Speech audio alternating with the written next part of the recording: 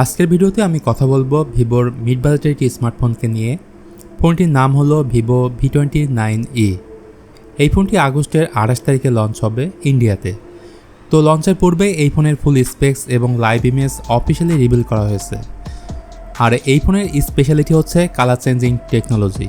So Vivo V29e সম্পর্কে in detail জানতে পুরো ভিডিও জুড়ে আমার সাথেই থাকুন।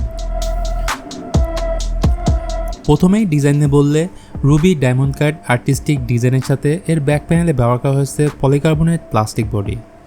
বেসিক্যালি রিয়ার প্যানেলে দুই ধরনের ডিজাইন প্যাটার্ন দেখতে পাবেন, এক পাশে থাকছে গ্লসি ফিনিশ, অন্য পাশে ম্যাট ফিনিশ।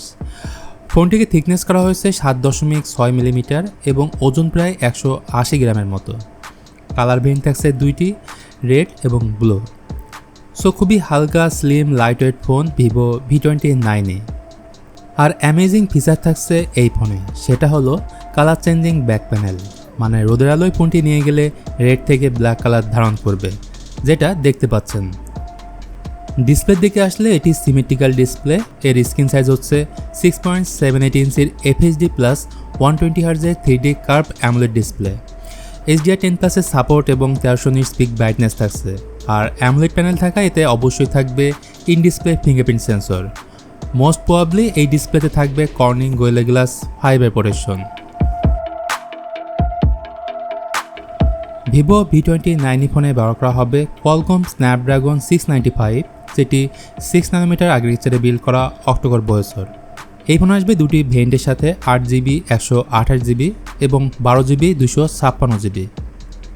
যদিও স্ন্যাপড্রাগন 695 অনেক পুরাতন একটি প্রসেসর, জানি না কেন তারা এই চিপসেটের সাথে ফোনটি আনতে যাচ্ছে। সফটওয়্যার বা ওএস হিসেবে এই ফোনে পাচ্ছেন FunTouchOS 13 based on Android 13।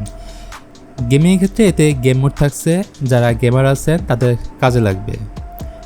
Battery backup নিয়ে ভিভো অলওয়েজই বেটার কাজ করে থাকে, এবারও তার ব্যতিক্রম হয়নি।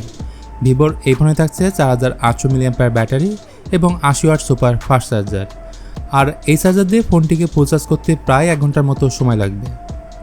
তো বাদ থাকলো ক্যামেরা হিসেবে এই ফোনের পেছনে পাবেন টোটাল দুইটি ক্যামেরা, যেখানে প্রাইমারি ক্যামেরাটি 64 মেগাপিক্সেল উইথ ওআইএস এবং এর সাথেই থাকছে আরও একটি ক্যামেরা সেন্সর। আর ফ্রন্ট সেলফি ক্যামেরাটি হচ্ছে 50 megapixel with auto focus. Overall যারা ক্যামেরা লাভার আছেন তারা চাইলে ভিভো V29e ফোনটি নিতে পারেন, কিন্তু গেমার লাভার হয়ে থাকলে এই ফোনটি না নেওয়াই বেটার হবে। তো আজকের ভিডিওটি এখানে শেষ করতে হচ্ছে। ভিডিওটি ভালো লাগলে please hit the like button, share করতে পারেন আপনার বন্ধুদের সাথে।